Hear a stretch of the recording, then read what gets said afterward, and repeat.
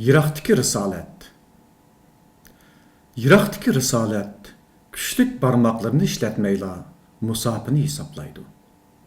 Urumchigacha bo'lgan 1200 kilometr uzunlikni faraz qilib, avtobus karvatiga o'zini qandoq patqizishni, yantu yetib kitob o'qiganda ko'zoynigining taqishib qolishini, vaqtni qandoq o'tkazishni, yo'lda nima yeyishni, nimalarni xiyol qilishni o'ylab, yuragi og'idi.